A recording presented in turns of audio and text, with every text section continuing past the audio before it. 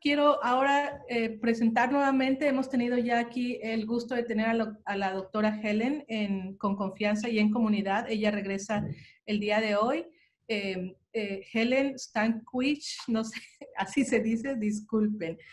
Carita. ¿Cómo se pronuncia, doctora Helen? Mejor usted. Están quietos, Carita, pero Helen es suficiente, así que...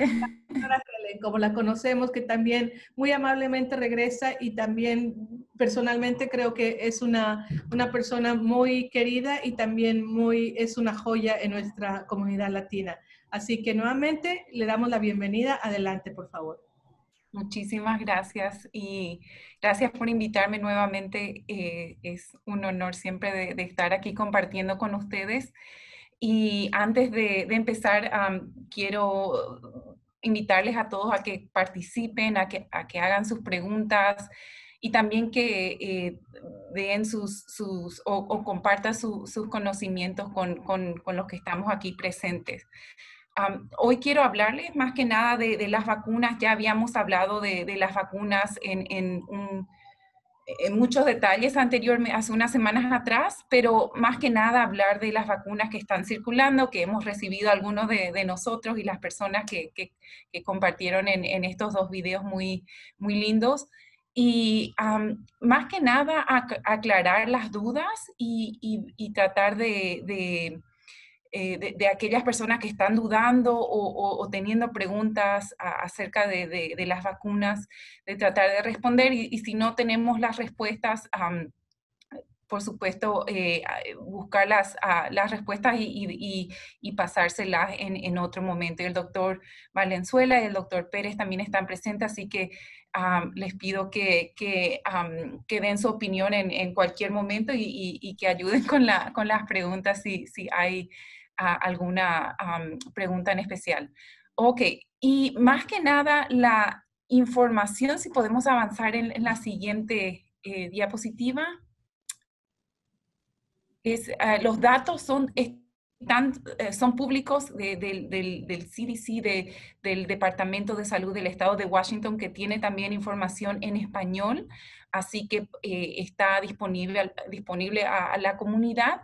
Y entonces toda esta información es más que nada una recopilación de las preguntas más frecuentes que he escuchado de mis pacientes y de algunas de familiares y de amigos. Ok, la siguiente pregunta, por favor, diapositiva.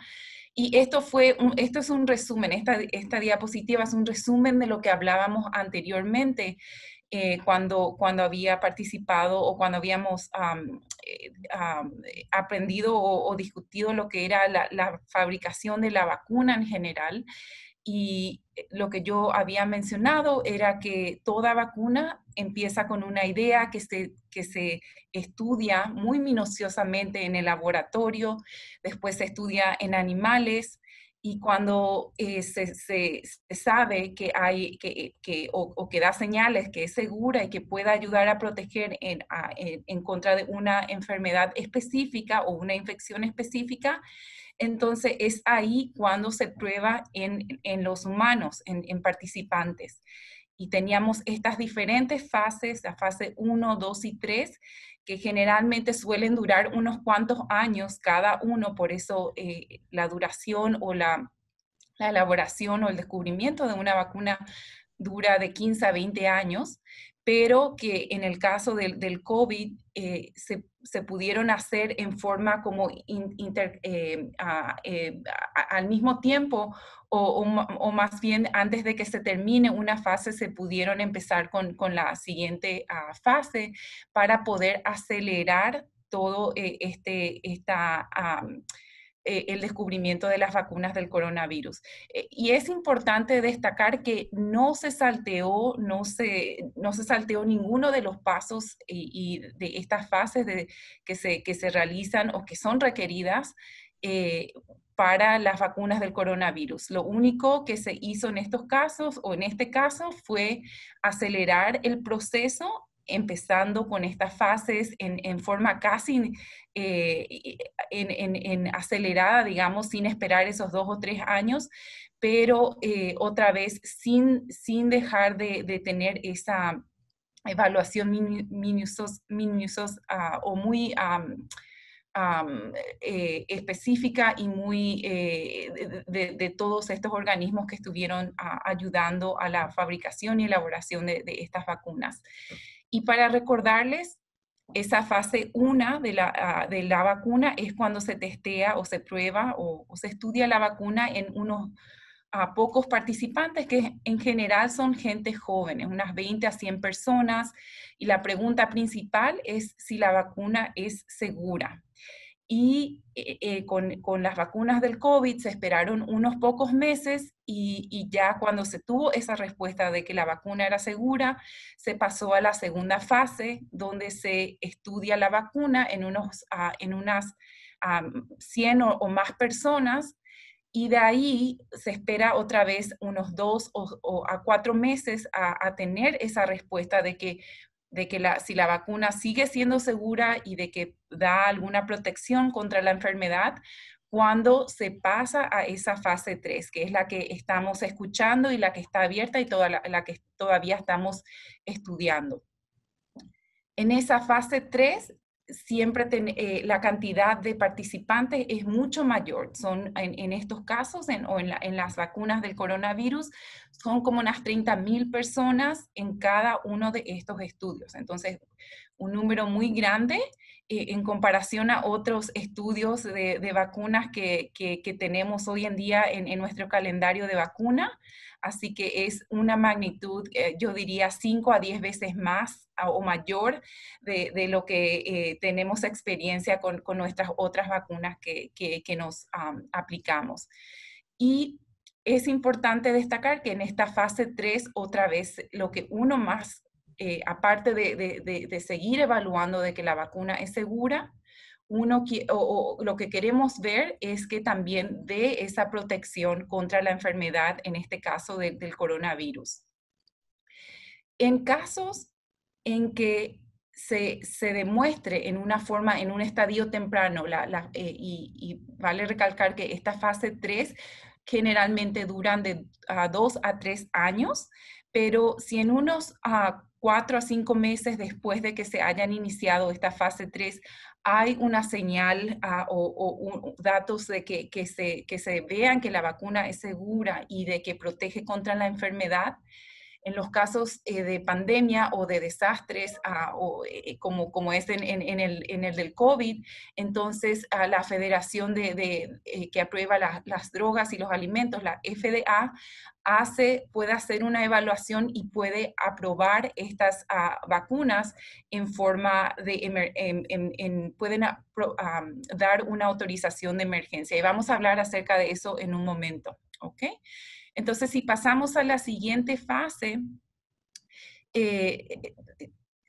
vale recordar, en la siguiente diapositiva, perdón, vale destacar que por más de que se termine estas fases 1, 2 y 3, hay sistemas nacionales que están, digamos, dispuestos a recabar información, a recolectar información por muchos años para saber si estas vacunas pueden dar algún efecto a largo plazo o más allá de lo que dure un estudio, o también que si puede dar un efecto quizás que sea más raro, que por dar un ejemplo, que pueda suceder 1 en 1.000.000 de personas, que en estos estudios que son de 10.000 a 30.000 personas quizás no podamos ver.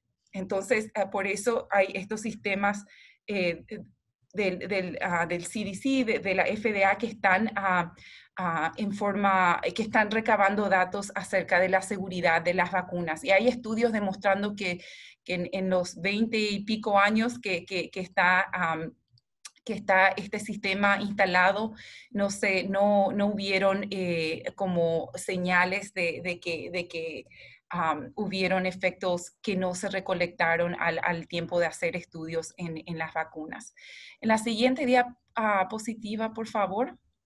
Y aquí está lo que les comentaba, ¿verdad? Que la FDA autorizó o dio conformidad a una autorización de uso de emergencia de la vacuna de Pfizer y la vacuna de Moderna. y hay otras vacunas que están en etapas que se están investigando todavía en un ratito voy a comentar por qué eso es muy importante. Pero quiero, en las siguientes diapositivas, quiero hablar un poquito más de la vacuna de Moderna y la de Pfizer, porque son las que estamos recibiendo hay muchas preguntas acerca de eso. Estas vacunas dieron mucha atención a la población porque a muchos decían que era una vacuna o una plataforma de vacuna desconocida porque en los Estados Unidos no tenemos otras vacunas que se denominan ARN mensajero, que es digamos, la forma en que se fabrican o que se fabrican estas vacunas para poder darnos eso, con la inyección. Entonces, eso dio como un poco de desconfianza a la comunidad, pero yo quiero mencionar que estas vacunas no son nuevas, no tenemos, perdón, son nuevas en el sentido de que nunca tuvimos una vacuna de ARN mensajero aprobada en los Estados Unidos, pero no son desconocidas. Los científicos estuvieron ya evaluando y testeando con estas vacunas para otras enfermedades por más de 10 años o quizás inclusive más años, pero no es algo que es desconocido para la ciencia. Entonces, y estas vacunas lo que hace es como introducir un pequeño material genético que ayuda a darnos la receta de cómo desarrollar las defensas en nuestro cuerpo para cuando nos enfrentemos realmente al coronavirus con una exposición o con alguna persona que nos hayamos expuesto, entonces nuestro cuerpo va a estar fuerte y va a tener esas defensas para protegernos del coronavirus cuando estemos expuestos. Todas las vacunas, o por decirlo así, nuestro cuerpo tarda unas cuantas semanas, generalmente de 2 a 4 semanas, para aprender esa receta que nos dan las vacunas. Entonces, eso por lo que significa que una vez que recibamos la vacuna, no se desarrolla o no estamos protegidos de forma inmediata. Tarda unas 2 o 4 semanas y en el proceso de aprender a cómo defendernos, nuestro cuerpo puede mandar o puede producir una inflamación en nuestro cuerpo que es natural y eso puede darle a la gente fatiga, puede darle un poco de fiebre, puede darle un poco de dolor de cabeza. Entonces eso está dentro de lo esperado en una reacción que puede dar una vacuna. Y sí, hay gente que puede o no tener ningún síntoma o puede tener síntomas que son un poquito más fuertes. Entonces, es como un espectro de síntomas, pero es dentro de lo esperado. No es con cualquier vacuna, ¿ok? Importante recalcar que la vacuna no puede causar el coronavirus. No estamos usando un virus debilitado, y eso es muy importante, y que tampoco lo que se nos inyecta no puede interactuar con nuestro sistema genético. Entonces, eso también es otra pregunta que muchos pacientes tienen acerca de esta nueva vacuna, ¿ok? Y en la siguiente diapositiva, por favor. Nomás para darle algunos números y porque mucha gente viendo los números por ahí les da más confianza o para que puedan entender y asimilar también mejor. Otra vez en estos dos estudios o en estas dos vacunas hubieron más de 30,000 personas, hubieron como unos 6,000 a 7,000 latinos en cada una de ellas, entonces nuestra comunidad también estuvo representada, también las mujeres, también los ancianos o personas mayores de 65 años y también los de 75 años y mayores. Y también participaron personas que tienen enfermedades de base, como la diabetes, que es algo lamentablemente común hoy en día. Entonces, estas dos vacunas, dentro de todo, fueron bastante bien representadas por un diverso grupo de participantes. En la siguiente diapositiva,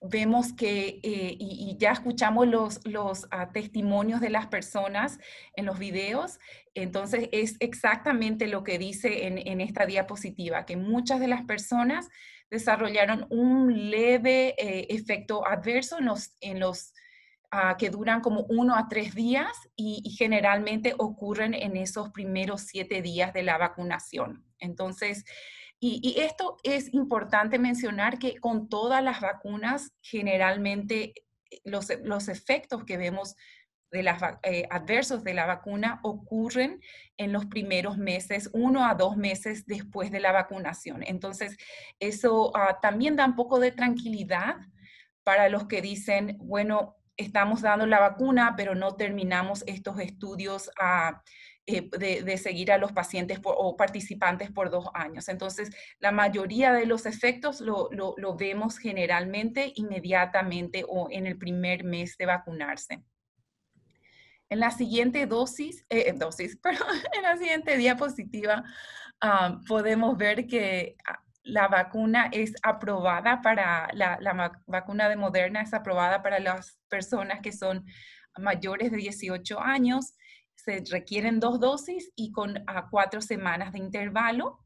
Y para la vacuna de Pfizer, está aprobada para las personas mayores de 16 años y también se requieren 2 dosis, pero con 3 semanas de intervalo. Y esto es importante lo que decía el doctor Valenzuela, de usar una dosis o 2 dosis, o lo que estaba haciendo Inglaterra de utilizar una dosis, pero vacunar más gente. Aquí en los Estados Unidos, la recomendación es vacunar con 2 dosis para poder alcanzar ese 95% de protección que se vieron en estos estudios, ¿ok? Entonces, no estamos siguiendo ese modelo de Inglaterra y, por favor, los que recibieron o los que van a recibir sus vacunas tienen que vacunarse con las 2 dosis. En la siguiente diapositiva, cuando decimos qué significa eso de 95% de protección o qué exactamente de qué nos estamos protegiendo con la vacuna. Entonces, lo que sabemos ahora, los datos que tenemos, es que sabemos que la vacuna protege contra la enfermedad del coronavirus, es decir, contra los síntomas del coronavirus y contra la enfermedad grave y hospitalizaciones que pueden causar la enfermedad del coronavirus. Y por supuesto, eso va en mano como prevenir muertes por el coronavirus. Entonces, más que nada, es importante aclarar que la enfermedad se entiende por esa enfermedad del COVID-19 o coronavirus, que es los síntomas que está dando el virus del coronavirus o SARS-CoV-2. No sabemos si la vacuna realmente protege contra el virus en sí. Y esto es a veces un concepto un poco difícil de entender, porque hay virus que pueden infectarnos y no darnos síntomas, que sabemos que ocurren casi en un 50% de las personas que se infectan del COVID, que no tienen ningún síntoma, pero todavía pueden estar transmitiendo la enfermedad a otras personas. ¿Ok? Entonces, las vacunas ayudan a prevenir de que nos pongamos enfermos con la infección, pero todavía no se sabe si nos protege realmente para que nos infectemos y por ende potencialmente poder transmitir a otras personas e infectar a otras personas. Entonces, es por eso, en la siguiente diapositiva, es por eso que se sigue recomendando que se utilicen las mascarillas o los cubrebocas, que se laven las manos, que guarden las distancias social. Entonces, no significa otra vez, para ponerlo en otras perspectivas, da una protección individual.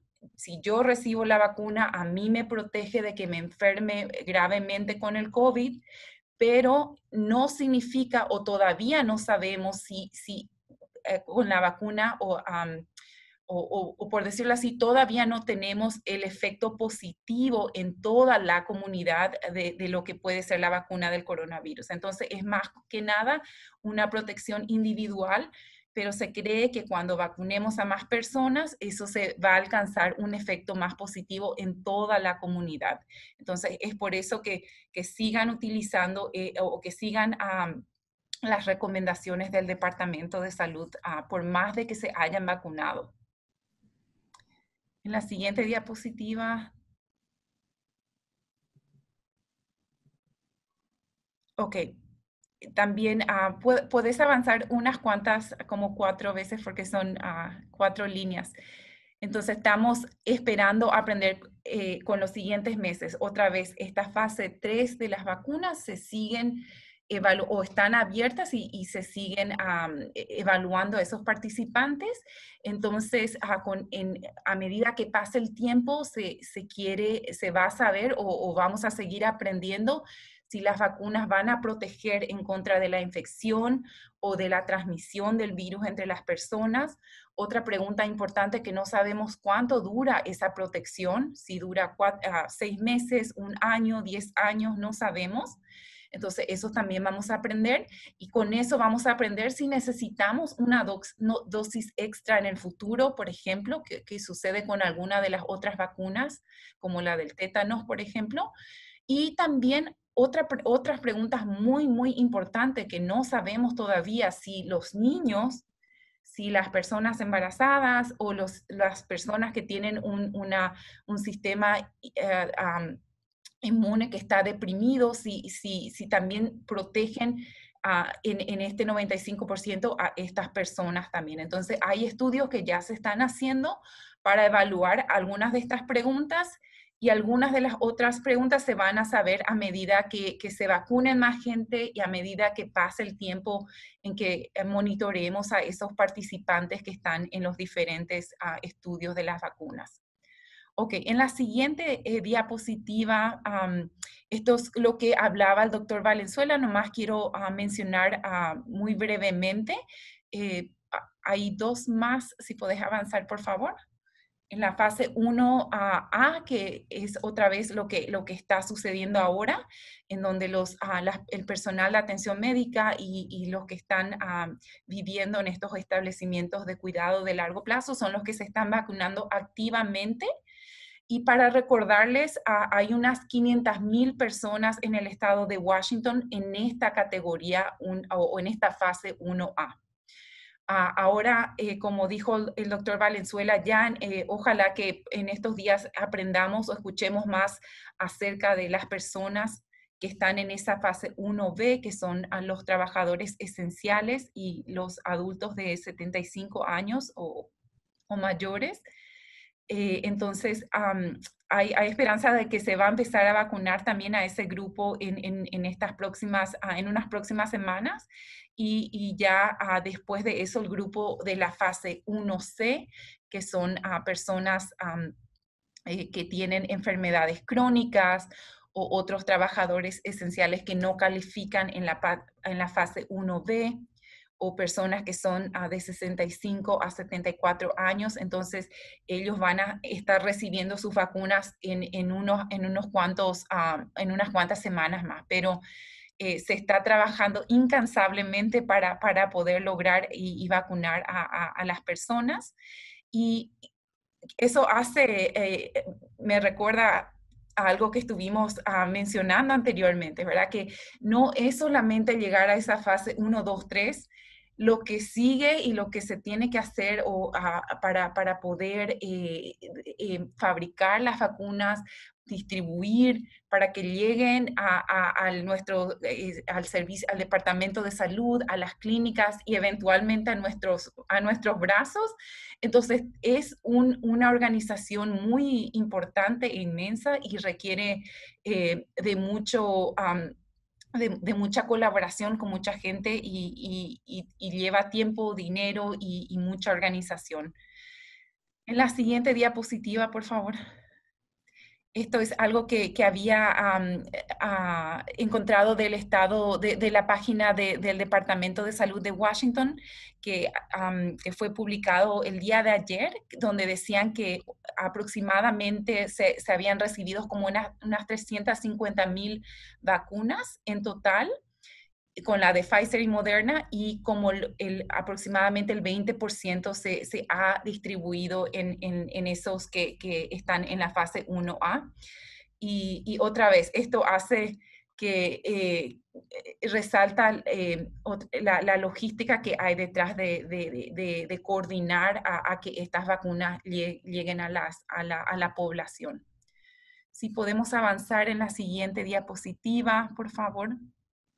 Esta era una pregunta que había en el chat un poquito más temprano, que era si las personas que tuvieron el COVID pueden vacunarse. Y la recomendación es que sí, que se vacunen, que pueden vacunarse, y no se están haciendo pruebas si uno de anticuerpos, si uno tuvo o no la vacuna. Los que ya tuvieron COVID pueden acceder a la vacunación, sobre todo si están en esa fase 1A, ya pueden estar recibiendo sus vacunas.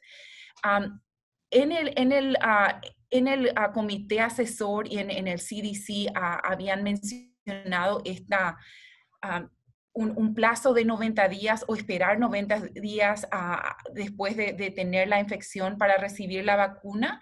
No es porque pueda haber un efecto adverso. La razón por la cual se dio estos 90 días es más que nada porque se ve que en una reinfección por el coronavirus, inmediatamente o 90 días después de infectarse por primera vez, es muy rara. Entonces, es más que nada si el riesgo de infectarse nuevamente es muy bajito, entonces darle prioridad quizás a las otras personas que están en alto riesgo. Pero si se infectaron y por algún motivo o si quieren recibir la vacuna antes, no hay ningún efecto, no se espera que cause algún efecto adverso. Y es más, personas que participaron en estos estudios de la vacuna de Pfizer y de Moderna,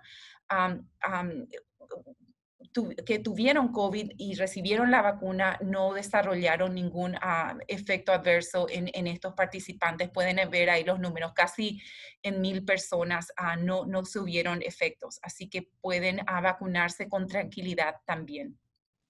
Ahora bien, los que están enfermos actualmente se aconseja que esperen, porque más que nada para no ir a la clínica y poder exponer a otras personas, por ejemplo, o si están en cuarentena en la casa, esperar esos 14 días o 10 días, como decía el doctor Valenzuela, pero más que nada para proteger al personal de salud que está dando las vacunas y etcétera, por si tienen que tomar el bus o transporte público para irse al centro de vacunación, etcétera. Entonces, es más que nada por un sistema de no expandir o proteger.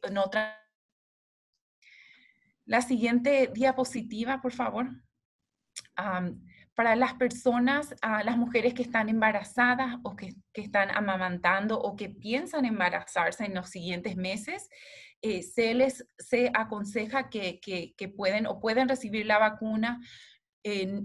La discusión que tenemos o lo que hablamos siempre es que no hubieron datos muy específicos o no se estudiaron la vacuna en esta población. Sí hubieron personas que se quedaron embarazadas durante el estudio, pero no se hubieron efectos adversos. Pero como profesional médica en general, y esto digo históricamente, las vacunas son muy seguras para las embarazadas y otra vez no hay datos que digan que eso puede afectar o que puede causar daño en la mamá o el bebé. Y también no hay datos que digan que la vacuna puede causar infertilidad en aquellos que quieran quedar embarazarse o tener niños en el futuro. La vacuna, puede haber reacciones alérgicas a la vacuna. y se recomienda que personas que recibieron algunas de estas vacunas de Moderna o de Pfizer en el pasado y que tuvieron reacciones alérgicas, no se deben vacunar con estas vacunas, pero si hubo alguna reacción alérgica con otros medicamentos o alguna otra vacuna, se evalúa qué grado de severidad fueron esas reacciones y como que se pone en una balanza a ver si el riesgo de adquirir el coronavirus es mucho mayor y de que se puedan inclusive morir por el coronavirus es mucho mayor a que suceda una reacción alérgica. Y creo que a la señora Lili enseguida le vamos a preguntar su experiencia porque ella había tenido una reacción alérgica a una vacuna, pero sí recibió su vacuna del coronavirus sin ninguna complicación. Lili, enseguida te vamos a pedir que nos digas, compartas tu experiencia también. Ok, en la siguiente diapositiva y la siguiente, por favor. El gobierno va a cubrir los costos de la vacuna, pero me informaron que es posible que algunos centros cobren de atención médica, algunas clínicas puedan tener una tarifa, pero más probable que se va a ver la forma en que estas vacunas lleguen para todos en forma gratuita. Eso más adelante, yo creo, cuando estemos en esa fase 1B y 1C, quizás el doctor Valenzuela pueda proveernos más información de eso. También la parte monetaria o financiera es algo que puede, nos preocupa siempre, ¿verdad? Cuando vamos al médico o a tener alguna prescripción. La siguiente diapositiva, por favor. Voy a pasar esta diapositiva porque quiero dar tiempo para poder hablar. Y si hay alguna pregunta de la vacuna de AstraZeneca, que es otra nueva vacuna que se aprobó en Inglaterra, que se está usando en Inglaterra, pero no todavía aquí en los Estados Unidos, pero ojalá que sea la tercera vacuna que tengamos en un tiempo más adelante para poder y empezar a vacunar con esa vacuna también. Ahora bien, hay estudios que se están realizando todavía para evaluar o investigar otras vacunas y yo digo que es muy importante de que la gente se anime, que participe, porque vimos que con las mascarillas o el distanciamiento social sí nos protegemos de todos de los casos o de la infección, pero no es suficiente. Es por eso que necesitamos vacunas que nos protejan y nos ayuden. Y si adelantamos la siguiente diapositiva, por favor. Una más, por favor. Es aquí. Una de las razones por la cual las personas necesitamos seguir evaluando estas vacunas es porque vemos aquí unos números muy impresionantes, ¿verdad? Unos 7.000 billones de personas. No sé ni cuántos ceros hay en un billón, pero son muchos. Muchísimas personas alrededor del mundo. Se estima que con la vacuna de Moderna y Pfizer van a tener unas 100 millones de dosis para a mitad de este año del 2021, que si hacen la suma no alcanza ni para toda la población de los Estados Unidos, que somos unos 300.000 millones. Entonces, necesitamos más y cuanto más tenemos, más rápidamente vamos a terminar con la pandemia. Y es por eso una de las razones principales por la que los que no están en esa fase 1A, B o C, se les invita para que consideren estos estudios de investigación que se están haciendo para las vacunas. En la siguiente diapositiva tenemos también la segunda razón por la que es importante participar, porque tenemos que ver, por más de que estas dos vacunas de Pfizer y Moderna tuvimos una representación de la comunidad, queremos también de que se incluyan a personas embarazadas, de otros grupos etarios, de grupos de comorbilidades. Entonces, necesitamos seguir investigando si estas vacunas pueden proteger diferentes grupos o diferentes tipos de personas alrededor del mundo.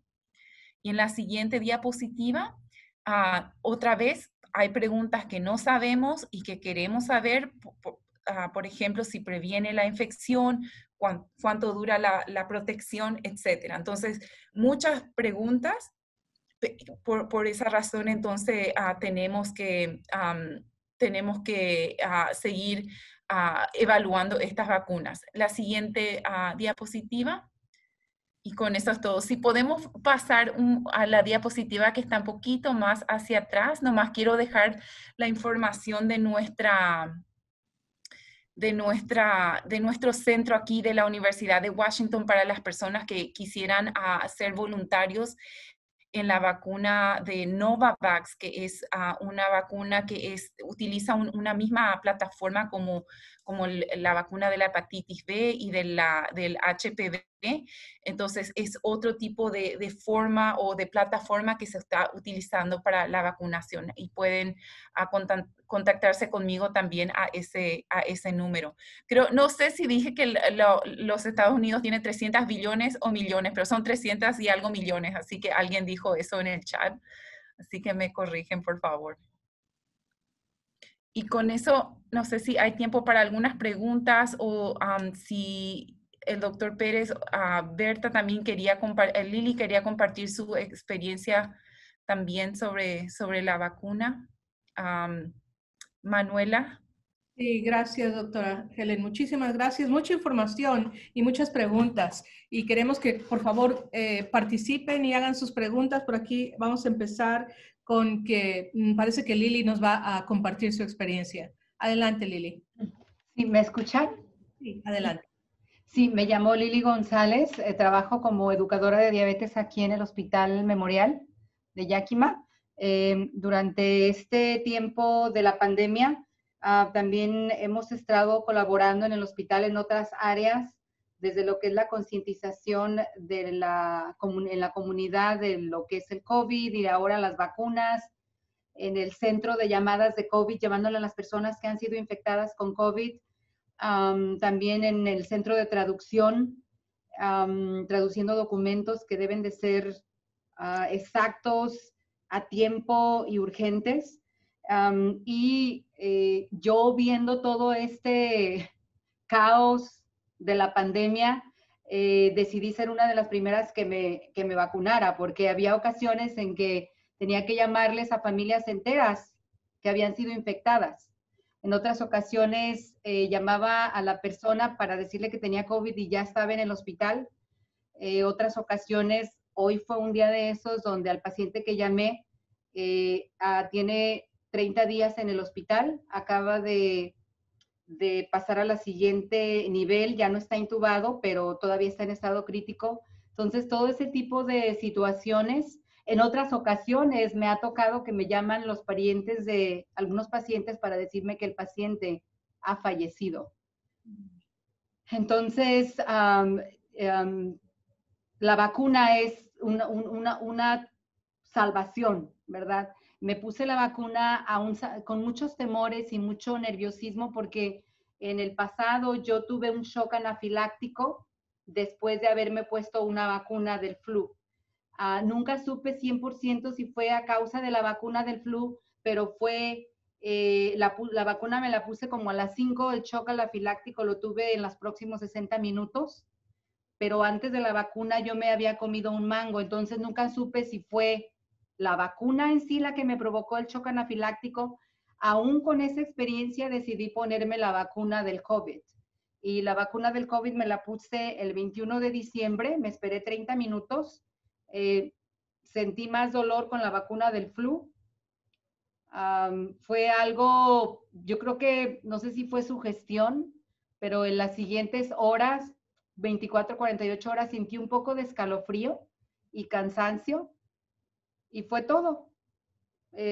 Todo está bajo control, me siento muy bien. La segunda dosis es este 8 de enero y todo está perfecto. Así es de que es la vacuna de Pfizer.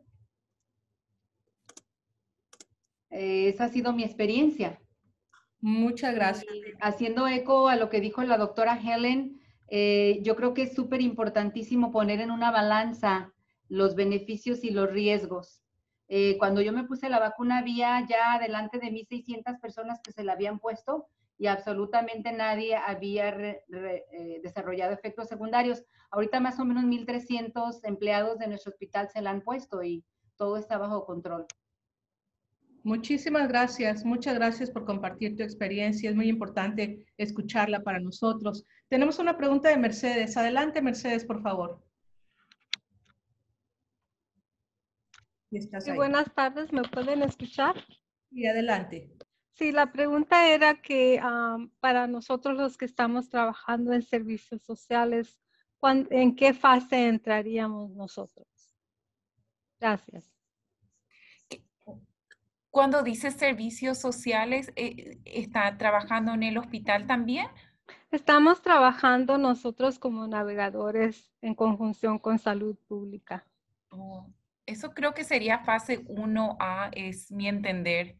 El doctor Valenzuela o Pérez, creo que sería en el 1A. ¿No ha recibido ningún correo electrónico o información? No. No, yo creo que el 1A, gracias por la pregunta, yo creo que el 1A sería más restringido para Los hospitales cuando... o los trabajadores de más alto riesgo, no son todos los trabajadores de salud. Entonces, yo creo que ahora, y este va a ser el anuncio que se hará mañana en cuanto al gobernador y el Estado se dará más detalles sobre el grupo 1B, y ahí sabemos que van a haber incluso diferentes niveles de ese grupo. Y ciertas prioridades entre ese grupo, y algunos van a ir primero y otros después. Gente mayor lo más probable va a ir primero, y después ahí se piensa que van a haber algunos de los trabajadores esenciales, y ahí lo más probable gente que esté en guardería, que trabaje en guarderías, en escuelas, y también otras categorías de trabajadores de salud. Entonces yo creo que es muy probable que esté incluido ahí, pero no vamos a saber seguro hasta digamos, más tarde esta semana. Gracias. Gracias por la respuesta. También tenemos una pregunta de parte de Mario. Adelante, Mario, por favor.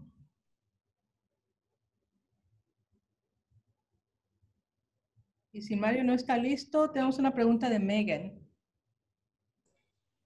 Sí, más o menos ya la contestó, o quizás no hay una respuesta, pero ¿cuándo tendremos mejor idea sobre la transmisión de COVID después de recibir la vacuna? Sí, yo creo que más adelante, cuando ya se vacune a más personas en la población general, vamos a inferir por medio de estudios que se hacen a nivel, como se dice, de población. Y se están evaluando también con los estudios que estamos haciendo en estos momentos. Hacemos colecta de un hisopado nasal, entonces para ver si hay infección que como que se traduce a poder transmitir eso a otras personas. Entonces, con el tiempo, yo creo que vamos a tener por lo menos una estimación por medio de ciertos estudios que se están haciendo. Gracias. Y creo que Manuel también tenía una pregunta. Por favor, adelante, Manuel. Hola, buenas tardes. Pues primero quería felicitar a las personas que han recibido la vacuna por dos razones. Una, porque están en el lugar donde de la lista que es prioritaria, y otra por el valor que se necesita, ¿no? Mencionan algunas de las personas y dicen, pues tengo miedo porque realmente no sabemos. Lo que estamos manejando es que no hay efectos secundarios, pero realmente vencer esos temores que andan rondando por la cabeza de pronto sí es complicado. Entonces, pues los felicito por aceptar. Nos ponen una muestra de su valor, pero también nos dan apertura a que nosotros tomemos la decisión de tomarla cuando llegue nuestro momento, ¿no? Y mi pregunta era básicamente, ¿cómo, si saben ustedes cómo prueban la efectividad de la vacuna en los estudios? O sea, ¿le ponen la vacuna y luego las ponen al virus, a la persona? ¿O cómo es que dicen, ok, sí funciona con un 95% de efectividad? Esa es una muy, muy buena pregunta, Manuel. Y no di muchos detalles de eso, pero por dar un ejemplo con la vacuna de Moderna, entonces se pide que participen unas 30,000 personas. La mitad de las 30,000, son unas 15,000 personas, reciben la vacuna de Moderna y la otra mitad recibe una solución salina o lo que se llama el placebo o una agüita que no tiene ninguna protección o efecto para protegernos y se les monitorea en el tiempo, ¿verdad? Entonces, los llamamos o si tienen síntomas del COVID, se les llama y se les o evalúa y se les hace la prueba en la nariz, el hisopado del coronavirus. Entonces, con el tiempo, unos 4 o 5, y al final del estudio, cuando lleguemos a esos 2 años, se mira o se cuenta cuántas personas se infectaron de coronavirus en los que recibieron la vacuna verdadera y cuántas personas se infectaron de coronavirus en los que recibieron el agua o la solución salina. Y en este caso, tengo los números específicos. En el caso de Moderna, 11 personas que recibieron la vacuna se infectaron del coronavirus y 185 personas que recibieron el agüita o la solución salina se infectaron con el coronavirus, lo que hace que la suma o la división o la multiplicación o lo que sea, lo que hace saber es que más personas que no recibieron la vacuna o que recibieron el placebo se infectaron con el virus, en cambio muy poquita gente que recibió la vacuna se infectó. Entonces eso da a entender que la vacuna o los que recibieron la vacuna estuvieron protegidos del virus. Es así como se hace como un cálculo matemático, pero más o menos se ve si la vacuna sirve o no, porque los que recibieron la vacuna verdadera casi no se infectaron o fueron muy poquitos los que se infectaron. Gracias, doctora Helen. Muchas gracias por la respuesta. Tenemos 2 preguntas aquí. Una de ellas es, ¿la vacuna va a ser obligatoria? Y la otra es, ¿cómo se decide cuando se avanza de la fase 1A a la 1B? ¿Se hace clínica por clínica o se le pide permiso a la salud pública? ¿Cómo se toma la decisión? La vacuna no es obligatoria, pero no creo que va a ser, no tienen que presentar una muestra en sus trabajos, por ejemplo, o una muestra de que recibieron la vacuna. A mi entender, no es obligatoria y el doctor Valenzuela puede dar una respuesta más específica a cómo es el planeamiento o la distribución de las vacunas, porque es un grupo que está un poquito más disperso, yo creo, el de la fase 1B, entonces eso logísticamente sería un poquito más difícil, creo yo, a mi entender.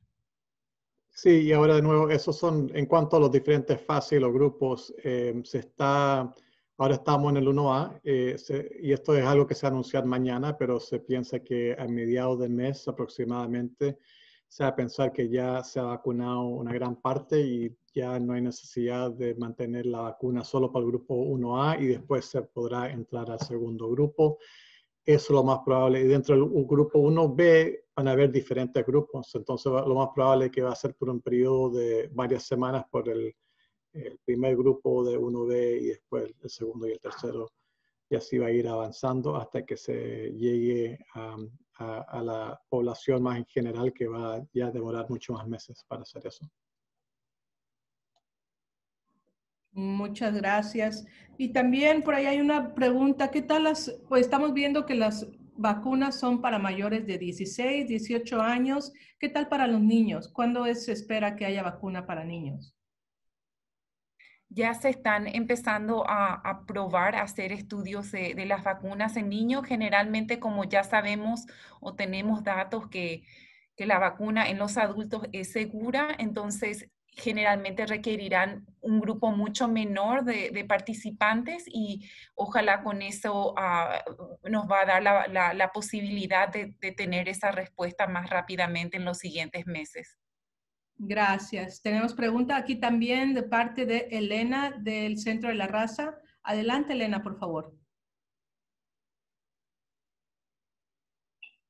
Y si no está lista para preguntarla, ella dice, ¿será efectiva esta vacuna contra la nueva variante de coronavirus, ya que la vacuna fue basada en el coronavirus del 2019? Y también si se puede asegurar que la vacuna de Pfizer sea almacenada en menos de 80 grados centígrados durante el verano o temperaturas cálidas. Sí. Por lo que sabemos en este momento, se estima que la vacuna sí va a proteger contra esta nueva variante. Lo que mencionaba el doctor, otra vez vamos a recabar datos a medida que vamos analizando. Una cosa importante es que, o a comparación con lo que se está haciendo en Europa, ellos tienen o están mirando estos materiales genéticos o evaluando estos virus muy a un nivel muy minucioso en material genético. Ellos hacen muchísimas más pruebas que lo que hacemos aquí en los Estados Unidos. Por eso no me sorprendería si encontramos este virus circulando en la comunidad en forma en un gran número. Otra vez, si no estamos buscando, quizás no quiere decir que no esté aquí. Pero por lo que se comenta, se piensa que sí, que la vacuna va a protegería, pero otra vez no sabemos, y es por eso otra vez recalcar lo que decía el doctor Valenzuela, es importante mantener todos los cuidados de protección, el uso del cubrebocas y todo lo que ya sabemos y estuvimos haciendo por todos estos meses hasta que se tenga información acerca de más precisa de este nuevo virus. Y es no es un nuevo virus, de esta nueva variante, y es muy, muy común.